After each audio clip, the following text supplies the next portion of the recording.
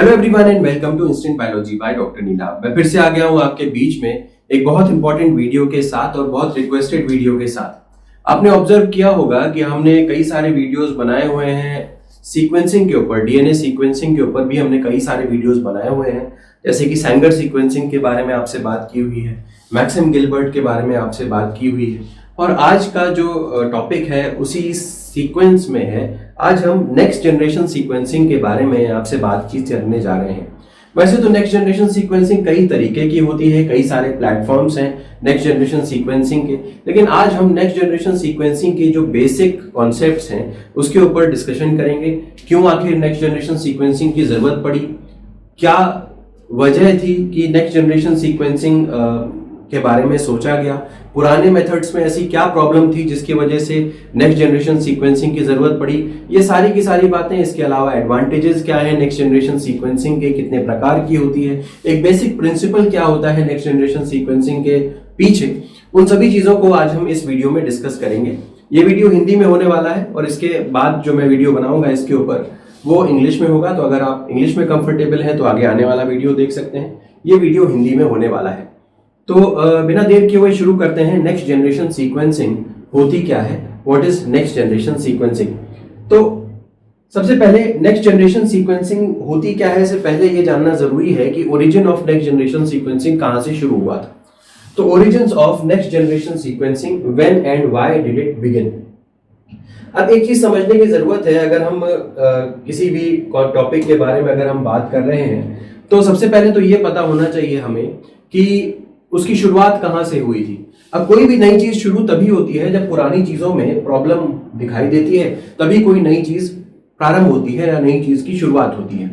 उसी तरीके से सेम कॉन्सेप्ट जो है वो यहां पर भी लागू होता है, क्योंकि आप जानते हैं कि इससे पहले नेक्स्ट जनरेशन सीक्वेंसिंग से पहले मैक्सिम गिलबर्ट सीक्वेंसिंग और सैंगर सीक्वेंसिंग काफी ज्यादा प्रचलित थी, काफी ज्यादा प्रोमिनेंटली उसका इस्तेमाल किया जाता था। अब देखना यह है कि नेक्स्ट जनरेशन सीक्वेंसिंग ओरिजिनेट क्यों हुई, क्या वजह रही, तो इस चीज को देखते हुए जरा चलते हैं। सबसे पहले बात करते हैं कि टाइमलाइन क्या थी। NGS was introduced in the mid 2000s, तो लगभग 2000 के आसपास, मिड 2000 के आसपास नेक्स्ट जनरेशन सीक्वेंसिंग पहली दफा इंट्रोड्यूस हुई।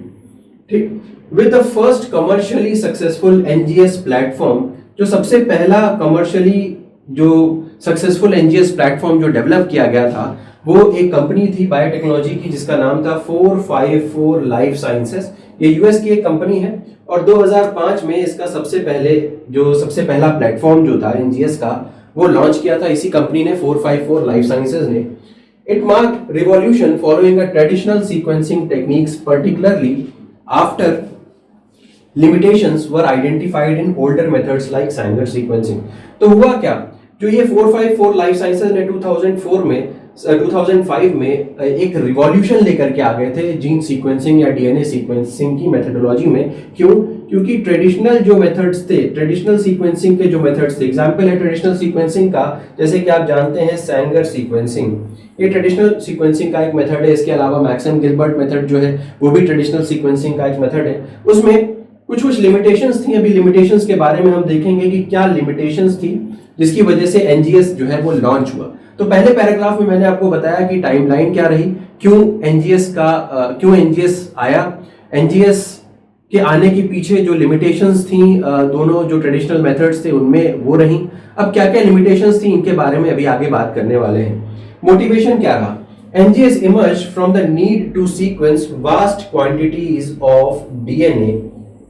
ये एक बड़ी इंपॉर्टेंट बात हुई क्योंकि 2000 के मिड के आसपास जो ह्यूमन जीनोम जो सीक्वेंस था उसकी पूरी सीक्वेंसिंग की जा चुकी थी। 2003-2005 के आसपास ह्यूमन जीनोम पूरी की तरीके से सीक्वेंसिंग उसकी हो चुकी थी। अब इसके बाद बहुत सारे और भी ऐसे जीनोम्स थे जिनकी सीक्वेंसिंग की जानी शुरू हो गई थी। तो अब क्या है कि बहुत हैवी क्वांटिटीज ऑफ जो डीएनए सीक्वेंसिंग की आवश्यकता पड़ने लगी थी और ये प्रोसेस बहुत फास्ट होना चाहिए था, बहुत ही एक्यूरेट होना चाहिए था।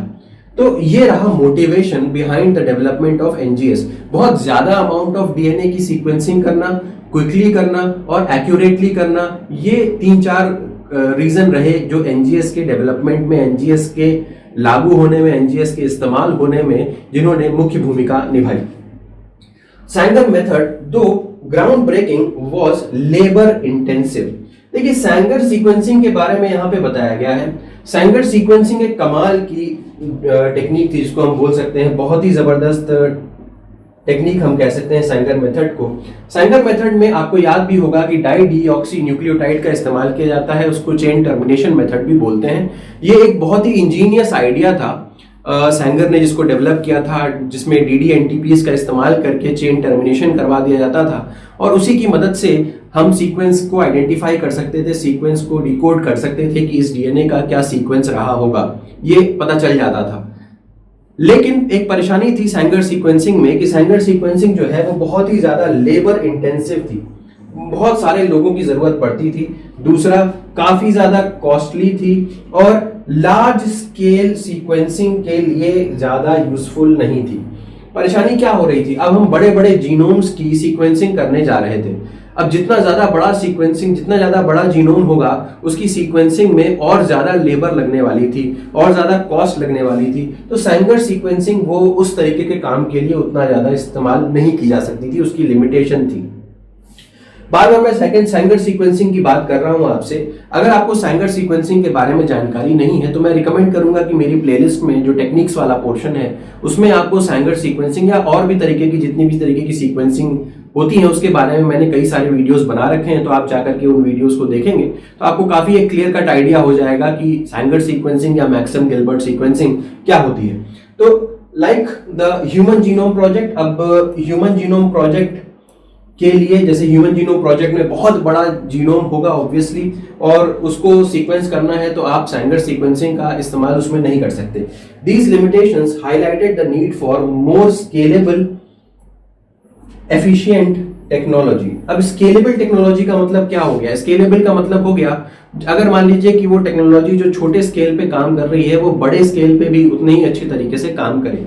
हालांकि ये सैंगर सीक्वेंसिंग के केस में लागू नहीं हो पा रहा था। वो छोटे डीएनए सीक्वेंसेस के केस में छोटे डीएनए सीक्वेंसेस के केस में बढ़िया काम कर रही थी, बट जो बहुत बड़े बड़े सीक्वेंसेस अगर है, डीएनए का बहुत बड़ा सीक्वेंस है, बहुत बड़ा उसका फ्रैगमेंट है, उसको सीक्वेंस करने के लिए उतनी अच्छी तरीके से काम नहीं कर पा रहा था ये हमारा सैंगर सीक्वेंसिंग। तो बेसिकली यहाँ पे मैंने मोटिवेशन के थ्रू बताया कि बड़े बड़े डीएनए सीक्वेंसेस को आप सीक्वेंस करना चाहते हो, दूसरा पॉइंट क्विकली करना चाहते हो, तीसरा पॉइंट एक्यूरेटली करना चाहते हो, चौथा पॉइंट यहाँ पे कॉस्ट एफिशिएंट होना चाहिए और लेबर इंटेंसिव कम होना चाहिए। एनजीएस मेजरली जो है वो ऑटोमेटेड है, बहुत कम उसमें लेबर जो है वो लगती है, मैनुअल एफर्ट्स कम होते हैं, ऑटोमेटेड ज्यादा होती है। तो इसलिए अगेन आपको लेबर का जो काम होता है, जो उसके पैसे देने पड़ते हैं वो काफी कम हो जाते हैं। तो ये हमने पहली स्लाइड की के बारे में देखा कि मोटिवेशन क्या रहा और टाइमलाइन क्या रही। उम्मीद है ये पहली स्लाइड आपको अच्छे से समझ में आई होगी। नेक्स्ट स्लाइड की तरफ बढ़ते हैं और देखते हैं कि यहाँ पे कौन कौन से चैलेंजेस रहे, challenges of earlier sequencing methods Sanger and Maxam Gilbert. अब सैंगर और मैक्सम गिलबर्ट में जाहिर सी बात है, मैंने आपको पीछे भी बताया है कि जरूर कुछ ना कुछ लिमिटेशंस रही होंगी, तभी एक नई टेक्निक का जन्म हुआ। देखते हैं सैंगर सीक्वेंसिंग में क्या हुआ। While highly accurate, Sanger sequencing के साथ एक चीज बहुत अच्छी है कि ये बहुत एक्यूरेसी के साथ काम करती है। Sanger sequencing was only efficient for shorter DNA segments. ये एक बहुत बड़ी प्रॉब्लम है और बहुत सारे स्टूडेंट्स इस चीज को समझते नहीं है कि एक अच्छे सीक्वेंसिंग मेथड का जो यूएसपी होता है वो क्या है। यानी कि कोई भी एक डीएनए सीक्वेंसिंग मेथड अगर एक अच्छा है तो हमें ये ध्यान देना चाहिए कि वो कितने बड़े बड़े रीड्स को एक बार में कंसिडर कर सकता है। रीड का मतलब है कि कितने बड़े फ्रैगमेंट को एक बार में वो इसकी सीक्वेंसिंग करवा सकता है।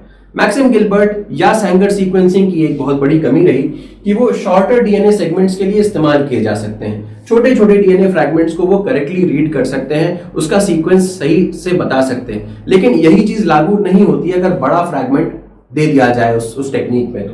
तो यहाँ पे दिया हुआ है shorter DNA segment limiting it to around 1000 base pair per read. तो ये जो सैंगर सीक्वेंसिंग है उसमें मैक्स टू मैक्स इससे कम ही है, 1000 बेस पेयर पर रीड आप यूज कर सकते हैं सैंगर सीक्वेंसिंग में। इससे ज्यादा आप इस्तेमाल नहीं कर सकते। मतलब जो सीक्वेंस का साइज होगा वो इतना ही है जिसको आप एक बार में स्टडी कर सकते हैं, इससे ज्यादा बड़ा सीक्वेंस स्टडी नहीं कर सकते। Next, large projects required thousands of reads. अब अगर आप इसमें सैंगर सीक्वेंसिंग में बहुत बड़ा डीएनए फ्रैगमेंट उठा करके दे देंगे तो हजारों रीड लगेंगे, क्योंकि इसका साइज एक बार में जो जिस फ्रैगमेंट को ये स्टडी कर सकता है वो छोटा है।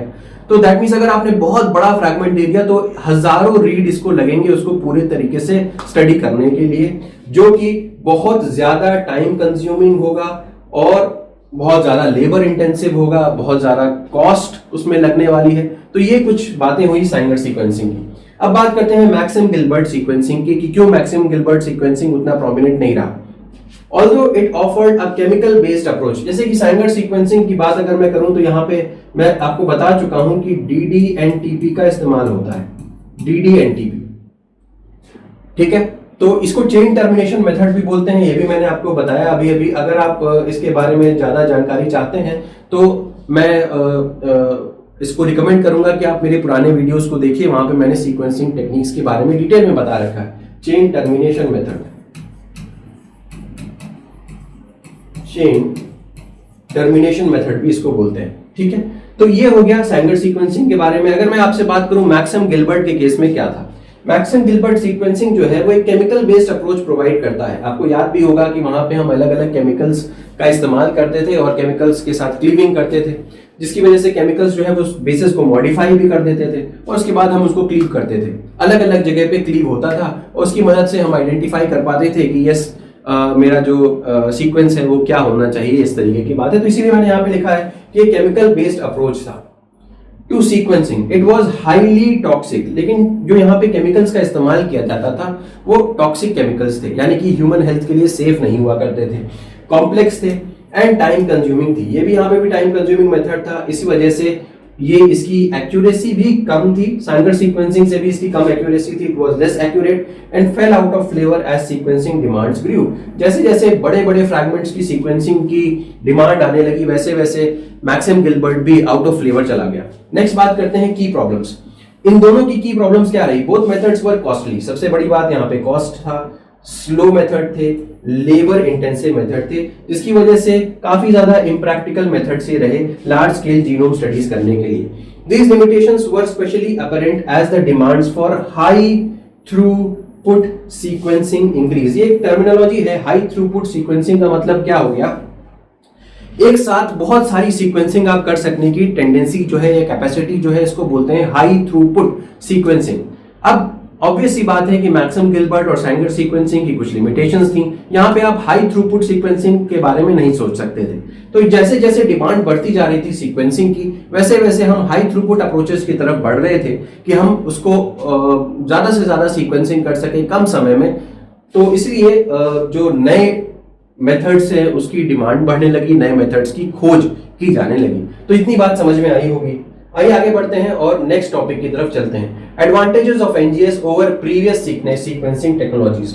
अब क्या क्या एडवांटेजेस हैं, एनजीएस किस तरीके से अलग है बाकी सीक्वेंसिंग मेथड से? सबसे पहले तो ये हाई थ्रूपुट है। मैंने अभी भी आपको बताया हाई थ्रूपुट का मतलब क्या होता है। हाई थ्रूपुट का मतलब ये हो गया, यहाँ पे millions of sequences simultaneously study की जा सकती हैं and vastly increasing the amount of data produced in a single run. एक बार जब ये रन करेगा तो बहुत थाउजेंड्स ऑफ सीक्वेंसेस को एक साथ सीक्वेंस कर सकता है, मिलियंस ऑफ सीक्वेंसेस को एक साथ सीक्वेंस कर सकता है, जिसकी वजह से एक साथ ही आपको काफी सारा डेटा मिल जाएगा, जो कि मैक्सिम गिलबर्ट या सैंगर सीक्वेंसिंग में आपको मल्टीपल रीड्स लगाने पड़ते हैं, हजारों रीड्स लगाने पड़ेंगे, तब जाकर के आप डिजायर्ड आउटकम तक पहुंचेंगे और यहाँ पे एक बार में वो चीज की जा सकती है। कॉस्ट इफेक्टिवनेस, एनजीएस ने काफी ज्यादा रिड्यूस कर दिया है सीक्वेंसिंग के कॉस्ट को, बहुत कम हो गया अब सीक्वेंसिंग का cost, making genome sequencing accessible for individual labs and large population studies. पहले के समय में जो मैक्सिम गिलबर्ट है या सैंगर सीक्वेंसिंग का मेथड है, ये काफी ज्यादा कॉस्टली हुआ करता था।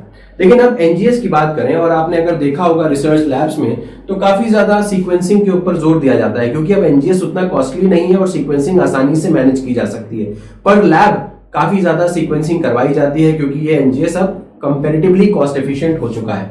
स्पीड एंड स्केलेबिलिटी की बात करते हैं, जैसे कि मैंने आपको बताया था कि जो पुराने मेथड्स थे उनमें स्पीड कम थी और यहाँ पे काफी अच्छी स्पीड की वजह से आप पूरे जीनोम को कुछ दिन में या कुछ घंटे में भी सीक्वेंस कर सकते हैं। जहाँ पे पहले हमें पूरा कई महीने लग जाते थे या कई साल लग जाया करते थे लार्ज जीनोम्स को सीक्वेंस करने में, अब ये काम कुछ घंटों में कुछ दिनों में पूरा किया जा सकता है। एप्लीकेशन रेंज के बारे में बात करते हैं। NGS enables applications beyond DNA sequencing.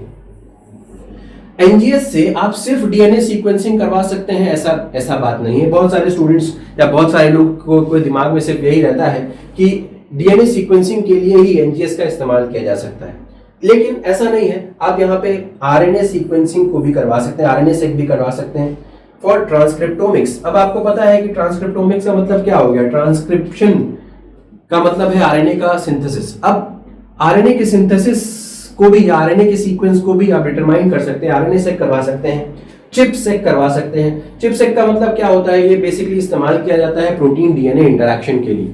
अब प्रोटीन डीएनए इंटरैक्शन यानी कि प्रोटीन किस पोर्शन पे डीएनए के बाइंड कर रहा है, इन सब चीजों को भी आप डिटरमाइन करवा सकते हैं एनजीएस के जरिए। तो एनजीएस का इस्तेमाल सिर्फ रेस्ट्रिक्टेड नहीं है कि डीएनए सीक्वेंसिंग ही कर सकते हैं, लेकिन यहाँ पे आरएनए सीक्वेंसिंग भी की जा सकती है और चिप एनालिसिस भी की जा सकती है। चलिए नेक्स्ट पे चलते हैं। Mechanism of NGS. एनजीएस आखिर काम किस तरीके से करता है, इस बारे में जरा बातचीत करते हैं कि एनजीएस के काम करने का क्या तरीका है। देखिए, लाइब्रेरी प्रिपरेशन सबसे पहले जो प्रोसेस है, यहाँ पे मैंने एक जनरल प्रोसेस आपको बताया है। मैं आगे आने वाले लेक्चर्स में आपको अलग अलग सीक्वेंसिंग के टाइप्स यानी कि एनजीएस के अलग अलग टाइप्स के बारे में भी बताऊंगा। इल्यूमिना सीक्वेंसिंग है और भी बहुत सारी सीक्वेंसिंग के टाइप्स हैं जिसको हम देखेंगे एक एक करके, लेकिन अभी आज मैं आपको एक बेसिक आइडिया देने जा रहा हूं। सबसे पहले क्या करना है, लाइब्रेरी प्रिपरेशन करना है। अब मैं ऑलरेडी आपको बता चुका हूं कि लाइब्रेरी प्रिपरेशन का मतलब क्या होता है। अलग अलग डीएनए फ्रैगमेंट्स को प्रिपेयर करना, इसको बोलते हैं लाइब्रेरी प्रिपरेशन। ठीक, अब यहाँ पे जल्दी से मैं पहले आपको एक डायग्राम दिखाता हूँ जिसकी मदद से शायद आप और बेहतर ढंग से समझ पाएंगे। तो यहाँ पे ये मैकेनिज्म ऑफ एनजीएस है। देखिए यहाँ पे सबसे पहले क्या किया, यहाँ पे डीएनए को एक्सट्रैक्ट कर लिया। ठीक है, जिस भी ऑर्गेनिज्म का आपको डीएनए सीक्वेंसिंग करवाना है वहां से आप डीएनए को एक्सट्रैक्ट कर लीजिए। अभी वापस थ्योरी पे हम वापस जाएंगे और थ्योरी पे मैं जाकर के एक बार आपको और रिवाइज करवा दूंगा। सबसे पहले यहाँ पे क्या किया, जो भी डीएनए है उसको एक्सट्रैक्ट किया। कहां से, जो भी ऑर्गेनिज्म आपको चाहिए, जिस भी ऑर्गेनिज्म के अंदर या जिस भी ऑर्गेनिज्म की आप सीक्वेंसिंग करना चाहते हो उससे आपने डीएनए आइसोलेट कर लिया। अब डीएनए आइसोलेट करने के बाद लाइब्रेरी प्रिपरेशन की। लाइब्रेरी प्रिपरेशन अगेन मैं बता चुका हूं, जीनोमिक लाइब्रेरी प्रिपरेशन और cDNA लाइब्रेरी प्रिपरेशन आप दोनों कर सकते हैं। ऑलरेडी मैं उसके ऊपर वीडियो बना चुका हूं, अगर आपने नहीं देखा है तो मैं रिकमेंड करूंगा कि उस वीडियो को आप पहले देख लें। लाइब्रेरी प्रिपरेशन का मतलब क्या हो गया, वैसे मैं शॉर्ट में यहाँ पे बताता हूँ कि आपका जो डीएनए फ्रैगमेंट आपने आइसोलेट किया था उसको आपने छोटे छोटे टुकड़ों में ब्रेक कर लिया। किसकी मदद से, रेस्ट्रिक्शन एंजाइम्स की मदद से आप ब्रेक कर सकते हैं। उसके छोटे छोटे टुकड़े आपने कर लिए, ये बन गए मेरे डीएनए फ्रैगमेंट्स। अब इन डीएनए फ्रैगमेंट्स पे मैंने अडेप्टर को लाइगेट कर दिया। अब अलग अलग डीएनए फ्रैगमेंट्स हैं, उनके ऊपर अडेप्टर लाइगेटेड है। अब अगर अडेप्टर लाइगेटेड है तो ये मेरा डीएनए लाइब्रेरी बन करके तैयार हो गया। तो देख सकते हैं आप, ये अडेप्टर, ये अडेप्टर, ये अडेप्टर, ये अडेप्टर, इधर अडेप्टर्स अटैच्ड है और डीएनए लाइब्रेरी बन करके तैयार हो गई। नेक्स्ट क्या करना है, डीएनए लाइब्रेरी को उठा करके आप सीक्वेंसिंग में डाल सकते हैं। ये मेरा सीक्वेंसर है, इस सीक्वेंसर के अंदर आपने डाला और फिर यहाँ पे आपको उस फ्रैगमेंट का या उस डीएनए सीक्वेंस का आपको जो सीक्वेंस है वो पता चलने लगता है। जैसे कि यहाँ पे GACTAGTCTG इस तरीके के दिख रहा है, तो ये बेसिकली आपको सीक्वेंस दिखाई देने लग जाता है। तो कहने को तो ये आपको बहुत आसान सा दिख रहा होगा, लेकिन आसान है ऑफ कोर्स, पहले के टेक्निक्स की कंपैरिजन में काफी आसान हो चुका है, लेकिन फिर भी मल्टीपल स्टेप्स बीच में आते हैं जिसके बारे में, जो कि अलग अलग सीक्वेंसिंग टेक्निक में अलग अलग स्टेप्स होते हैं, जिसको हम आगे चल करके देखेंगे जब हम सिंगल सीक्वेंसिंग टेक्निक्स के बारे में बात करेंगे। नेक्स्ट बात करते हैं, इसके बाद जब ये सीक्वेंसिंग मेरा बन करके आ गया, उसके बाद इसकी एनालिसिस कर दी जाती है और एनालिसिस करने के बाद हमें, ये तो छोटे छोटे फ्रैगमेंट्स का डीएनए आया, अब पूरी कंप्लीट डीएनए सीक्वेंस क्या रहा होगा इसके लिए एनालिसिस करनी पड़ती है। तो ओवरलैपिंग फ्रैगमेंट्स का इस्तेमाल किया जाता है, जो ओवरलैप है उससे एक पूरा का पूरा फ्रैगमेंट बना करके हमारा रेडी कर दिया जाता है और उससे मेरा सीक्वेंस समझ में आ जाता है क्या सीक्वेंस रहा होगा। तो दिस इज माय, ये मेथड है, मैकेनिज्म है एनजीएस का। अब देखते हैं एक चीज को कि क्या प्रोसेस यहाँ पे इस्तेमाल हो रहा है। तो देखते हैं, सबसे पहले लाइब्रेरी प्रिपरेशन किया। मैंने आपको बताया था कि लाइब्रेरी प्रिपरेशन में सबसे पहले क्या किया, डीएनए सैंपल को आपने फ्रैगमेंट कर दिया। छोटे छोटे टुकड़ों में आपने तोड़ दिया, जैसे मैंने पीछे बताया था, and ligated with specific adapters का इस्तेमाल किया और उसको लाइगेट करवा दिया। अब इससे क्या हो गया, मेरी डीएनए लाइब्रेरी प्रिपेयर हो गई। This prepares it for sequencing. अब यहां से इसके बाद हम इसकी सीक्वेंसिंग करा सकते हैं, allowing each fragment to be identified and amplified. लेकिन अभी सीक्वेंसिंग में डालने से पहले हमें इसका एम्पलीफिकेशन करवाना पड़ेगा, क्योंकि एक एक फ्रैगमेंट है ना भाई, अब आपने एक डीएनए फ्रैगमेंट लिया, उसको तोड़ दिया कई पार्ट में, लेकिन हर एक फ्रैगमेंट का एम्पलीफिकेशन करवाना पड़ेगा, मल्टीपल टाइम्स उसको एम्पलीफाई करेंगे तब उसको सीक्वेंसर में डालेंगे। तो यहाँ पे एम्पलीफिकेशन किया गया है, तो जैसे कि पीसीआर एम्पलीफाई करता है चीजों को, सेम वे में यहाँ पर भी हम एम्पलीफिकेशन का प्रोसेस का इस्तेमाल करेंगे, जिसकी मदद से जो यहाँ पे छोटे छोटे फ्रैगमेंट्स बने थे उनका एम्पलीफिकेशन हो जाएगा। तो fragments are amplified to form clusters. अब जो एम्पलीफाइड फ्रैगमेंट्स हैं उनको हम लोग क्या बोलते हैं, एक नाम दिया गया है, क्लस्टर बोलते हैं उसको, clusters, which are then sequenced in parallel। अब जो अलग अलग क्लस्टर्स बने हैं उनको एक पैरेलली आपने सीक्वेंसर में डाल दिया। अब amplification creates a sufficient signal for accurate detection. अब क्या करना है, क्योंकि मल्टीपल, एक ही फ्रैगमेंट की मल्टीपल कॉपीज हैं, अब मल्टीपल कॉपीज हैं तो ज्यादा सिग्नल आपको मिल रहा होगा, जो भी सिग्नल आ रहा होगा वो ज्यादा एम्पलीफाइड फॉर्म में आ रहा होगा, जिसको डिटेक्ट करना सीक्वेंसर के लिए आसान हो जाएगा। और जब सीक्वेंसर के लिए आसान हो जाएगा तो आपके सीक्वेंस को प्रेडिक्ट करता हुआ चला जाएगा। अब देखते हैं सीक्वेंसिंग बाय सिंथेसिस। ये प्रिंसिपल है बेसिकली सीक्वेंसर का। ज्यादातर sequencing techniques sequencing by synthesis करते हैं। तो that means sequencing by synthesis का मतलब क्या हो गया, जैसे कि एक फ्रैगमेंट है, आपने यहां से कट कर दिया था फ्रैगमेंट एक आपको मिल गया, यहाँ पे एक फ्रैगमेंट है। अब इस फ्रैगमेंट पे जैसे कि मान लीजिए यहाँ पे एडेनिन था, तो इस फ्रैगमेंट के कॉम्प्लीमेंट्री जो नया न्यूक्लियोटाइड यहाँ पे आकर के जुड़ेगा, एडेनिन के कॉम्प्लीमेंट्री थाइमिन जुड़ना चाहिए, फिर थाइमिन के कॉम्प्लीमेंट्री एडेनिन जुड़ना चाहिए, साइटोसिन के कॉम्प्लीमेंट्री गुआनिन जुड़ना चाहिए, गुआनिन के कॉम्प्लीमेंट्री साइटोसिन जुड़ना चाहिए। इस तरीके से आप नए नए फ्रैगमेंट्स जोड़ते हुए चले जाएंगे। That means what is happening, synthesis होती चली जा रही है, नए फ्रैगमेंट की सिंथेसिस आप करवाते हुए चले जा रहे हैं, उसको बोलते हैं सीक्वेंसिंग बाय सिंथेसिस। बट ये होती कैसे होगी, अब जितने भी न्यूक्लियोटाइड्स हैं, जो भी नए नए न्यूक्लियोटाइड्स आप यूज कर रहे हो, वो न्यूक्लियोटाइड्स रेडियो लेबल्ड हो सकते हैं या फ्लोरोसेंटली लेबल्ड हो सकते हैं। अब जैसे कि मान लीजिए कि ये एडेनिन है, अब इस एडेनिन को मान लीजिए कि मैंने पिंक कलर से टैग कर रखा हुआ है, और दूसरा केस में देखें, मान लीजिए कि ये थाइमीन है, थाइमीन को मैंने रेड कलर से टैग कर रखा है। यहाँ पे देखिए साइटोसिन है, साइटोसिन को मैंने ऑरेंज कलर से टैग कर रखा हुआ है, और यहाँ पे देखिए गुआनिन है, यहाँ पे गुआनिन को मैंने किसी और कलर से टैग कर रखा हुआ है। तो इस तरीके से मैंने अलग अलग न्यूक्लियोटाइड्स को यहाँ पे टैग कर रखा है अलग अलग कलर्स की मदद से। अब जैसे ही मान लीजिए कि ये मेरा डीएनए का सीक्वेंस है, ये डीएनए का सीक्वेंस है, जिसके ये मतलब जो फ्रैगमेंट यहाँ से आया था, क्लस्टर जो बन करके आए हैं, उसका एक फ्रैगमेंट मैंने यहाँ पे दिखाया। अब मान लीजिए कि यहाँ पे साइटोसिन रहा होगा, इसमें साइटोसिन रहा होगा, तो जो नया वाला जो डीएनए स्ट्रैंड आएगा वो गुआनिन होगा, और यहाँ पे गुआनिन अटैच होते ही यहाँ पे ये फ्लोरोसेंस होने लगेगा। नेक्स्ट अगर मान लीजिए कि यहाँ पे जैसे कहते हैं कि यहाँ पे मान लीजिए कि एडेनिन है, इस जगह पे एडेनिन है, तो एडेनिन के कॉम्प्लीमेंट्री कौन आएगा, थाइमीन यहाँ पे आएगा। तो थाइमीन यहाँ पे आया और थाइमीन ने यहाँ पे रेडियो एक्टिवली या फ्लोरोसेंस लेवल सिग्नल किया। तो जो जैसे जैसे न्यूक्लियोटाइड आकर के जुड़ेंगे वैसे वैसे फ्लोरोसेंस डिटेक्ट होगा, फ्लोरोसेंट लेवल जो है वो शो होने लगेगा और उसका डिटेक्शन किया जाएगा। एक चीज यहाँ पे लिखी गई है, most NGS platforms use this technique where fluorescently labelled nucleotides are incorporated one at a time. Each nucleotide emits a unique signal. हर न्यूक्लियोटाइड एक यूनिक सिग्नल एमिट आउट करेगा, जिसको रिकॉर्ड कर लिया जाता है और उससे सीक्वेंस डिटरमाइन कर लिया जाता है। उसके बाद फाइनली डेटा एनालिसिस की जाती है, सॉफ्टवेयर्स हैं उसके लिए, और फाइनली जो भी अलग अलग फ्रैगमेंट्स जो क्लस्टर्स डेवलप हुए थे उसमें अलग अलग फ्रैगमेंट्स जो हैं ओवरलैपिंग के जरिए आइडेंटिफाई किया जाता है कि पूरे सीक्वेंस की लेंथ कितनी होगी। यहाँ तो हम शॉर्ट फ्रैगमेंट्स को सीक्वेंस कर रहे हैं, फाइनली पूरे बड़े सीक्वेंस को जो है वो डिटेक्ट कर लिया जाता है कि उसका सीक्वेंस क्या रहा होगा। तो ये कॉन्सेप्ट हुआ, इसके बारे में मैंने आपको बता दिया। यहाँ पे different types of NGS platforms के बारे में हम बात करने वाले हैं। कौन कौन से अलग अलग एनजीएस प्लेटफॉर्म्स होते हैं, देखिए सबसे पहले इल्यूमिना सीक्वेंसिंग। यहाँ पे मैं बहुत डिटेल में बात नहीं करूंगा क्योंकि कई के बारे में मुझे आगे अभी आपको बताना है। सबसे पहले इल्यूमिना सीक्वेंसिंग के बारे में बात करते हैं। इल्यूमिना सीक्वेंसिंग जो है उसकी बहुत जबरदस्त एक्यूरेसी है, बहुत हाई थ्रूपुट है, और यहाँ पे रिवर्सिबल टर्मिनेटर केमिस्ट्री का इस्तेमाल किया जाता है। इसके बारे में बताऊंगा जब हम लोग इल्यूमिना सीक्वेंसिंग की तरफ चलेंगे। और ये भी सीक्वेंसिंग बाय सिंथेसिस की ही मदद से बताती है कि सीक्वेंस क्या हो रहा है। आयन टोरेंट मेथड पे जाते हैं। This platform detects hydrogen ions release during nucleotide incorporation. अब जैसे ही नया न्यूक्लियोटाइड इनकॉर्पोरेट होगा उसमें वहां से हाइड्रोजन आयंस रिलीज होंगे। अब हाइड्रोजन आयंस जो रिलीज हो रहे हैं उसी को ये मेथड डिटेक्ट करता है, जिसको हम आयन टॉरेंट बोलते हैं, और इसी से ये सीक्वेंस की डिटर्मिनेशन करता है। तो ये एक बहुत ही यूनिक सीक्वेंसिंग मेथड से, क्योंकि ये हाइड्रोजन आयंस को डिटेक्ट कर रहा है, इससे पहले हाइड्रोजन आयंस को डिटेक्ट कोई मेथड नहीं कर रहा था, इसीलिए बोला गया है कि ये एक यूनिक मेथड है। Next, it is generally faster but sometimes less accurate. अब ज्यादा बहुत फास्ट होगा तो हो सकता है कि यहाँ पे एक्यूरेसी पे कॉम्प्रोमाइज हो।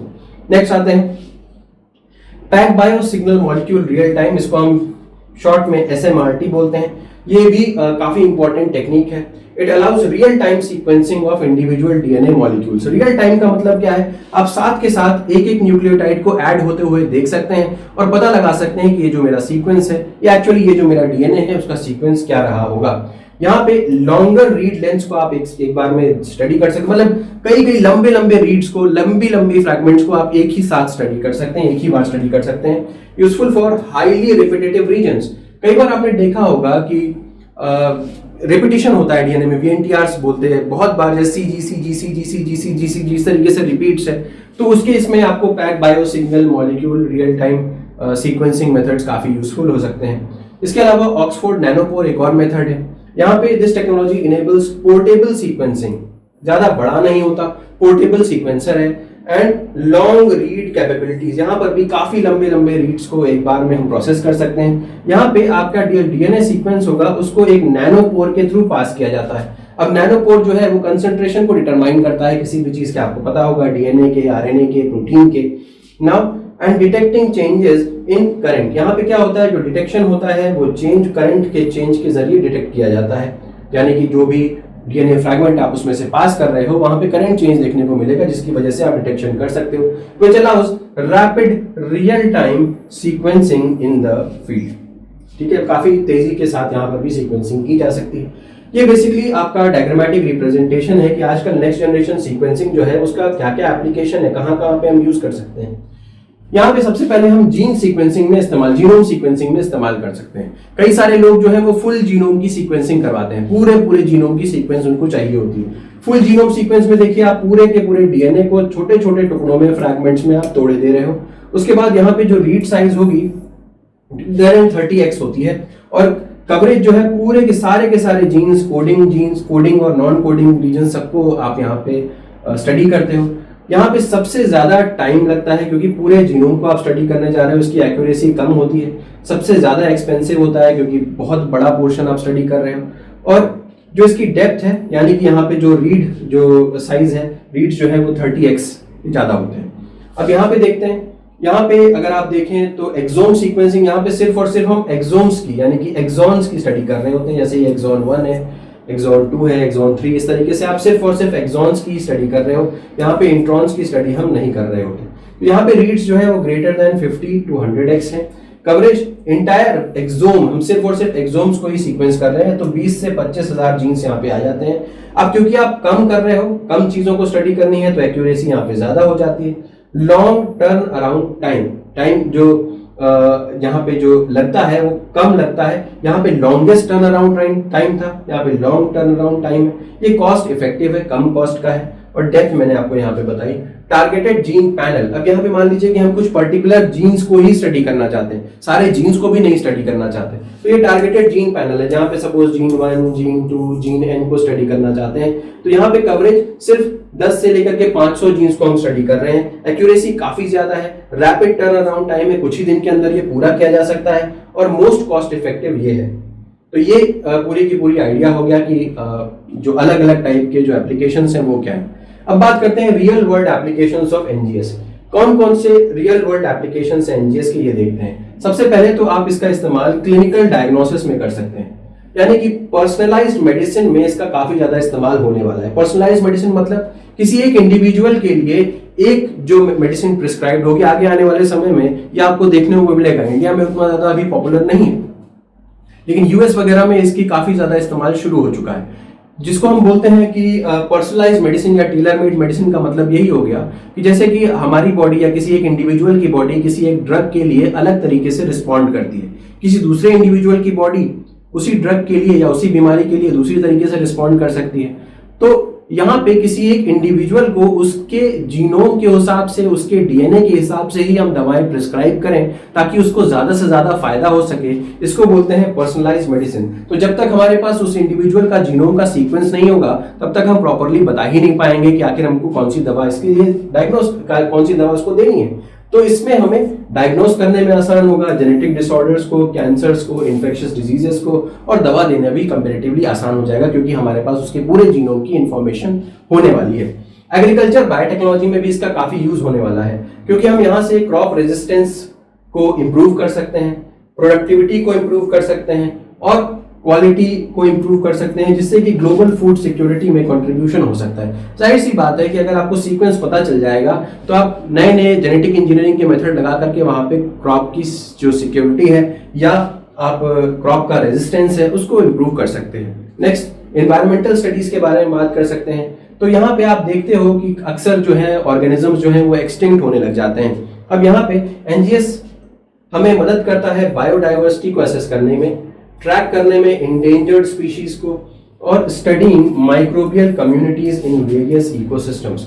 तो अलग अलग इकोसिस्टम में माइक्रोबियल कम्युनिटीज कैसे हैं और उनका क्या सीक्वेंस है, ये सारी चीजें हमें यहाँ पे पता चल जाती हैं। बायोडाइवर्सिटी के बारे में पता चलता है, इंडेंजर्ड स्पीशीज का जो जीनोम है वो क्या है, कैसे उसमें इंप्रूवमेंट लाया जा सकता है, क्या कुछ चेंज कर सकते हैं, तो ये सारी चीजें यहाँ पता चल जाती हैं। और ड्रग डेवलपमेंट एंड फार्माकोजीनोमिक्स में तो इसका यूज आप समझ ही पा रहे होंगे। मैंने ऑलरेडी आपको यहाँ पे बताया, पर्सनलाइज्ड ट्रीटमेंट की बात यहाँ पे की, और बताया मैंने कि आप कितने बेहतर ढंग से हम ड्रग प्रिस्क्राइब कर सकते हैं। डॉक्टर्स जो है वो दवाएं प्रिस्क्राइब कर पाएंगे अगर उनके पास पूरी तरीके से उसका जीनोम का सीक्वेंस इंडिविजुअल का होगा। तो ये हो गया। अब बात करते हैं केस स्टडीज और सक्सेस स्टोरीज के बारे में।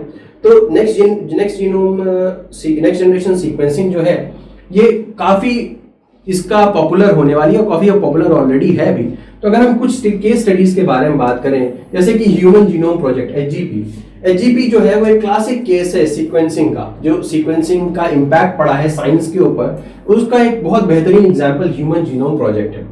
ह्यूमन जीनोम प्रोजेक्ट में बहुत सारे साल लगे हमें कंप्लीट करने में। 2003-2005 के आसपास ये कंप्लीट हुआ, लगभग 13 साल का समय लगा। बहुत ज्यादा बड़ा टाइमलाइन, बहुत ज्यादा high cost human genome project को इस्तेमाल करने के लिए लगा, लेकिन ह्यूमन जीनोम प्रोजेक्ट को पूरी तरीके से इनकोड उसके डिटरमाइन करने में लगा। लेकिन आज का समय में रैपिड और कॉस्ट इफेक्टिव जो एनजीएस प्रोजेक्ट्स हैं, यहाँ पे आप अगर एनजीएस इस समय की मदद से अगर ह्यूमन जीनोम प्रोजेक्ट को किया जाता तो काफी कम समय लगने वाला था और बहुत ही रिवॉल्यूशनरी स्पीड और कॉस्ट इफेक्टिवनेस के थ्रू ये पूरा किया जा सकता था। अगर हम बात करते हैं मॉडर्न प्रोजेक्ट्स में, बहुत सारे large scale cancer genomic projects चल रहे हैं, जैसे कि आप देखें टीसीजीए एक प्रोजेक्ट है, और इन्वायरमेंटल माइक्रोबायोम सीक्वेंसिंग प्रोजेक्ट जैसे कि अर्थ माइक्रोबायोम प्रोजेक्ट एक और प्रोजेक्ट है। Show how NGS contributes to precision medicine and ecological research. तो इन मेथड्स में जो ये मॉडर्न प्रोजेक्ट्स हैं, इसमें आप देखोगे कि किस तरीके से एनजीएस क्विकली चीजों को करने में मदद कर रहा है और क्या इम्पैक्ट पड़ रहा है इससे। तो ये मैंने कुछ केस स्टडीज आपको बताई जिसके जरिए मैं ये दिखाना चाहता था कि एनजीएस का क्या इम्पैक्ट पड़ रहा है सीक्वेंसिंग की फील्ड में। उम्मीद है कि ये वीडियो आपके लिए यूजफुल रहा होगा। इसमें मैंने बस आपको एक बेसिक आइडिया दिया कि जो ह्यूमन जीनोम प्रोजेक्ट जो आपका जो एनजीएस है वो कितना यूजफुल हो रहा है और आगे आने वाले समय में इसका इम्पैक्ट क्या होगा। अगर वीडियो पसंद आया हो तो इसे जरूर लाइक करिएगा, चैनल को जरूर सब्सक्राइब करिएगा, बेल आइकन को जरूर प्रेस करिएगा और अपने फ्रेंड्स के साथ जरूर शेयर करिएगा। Thank you so much, have a good day.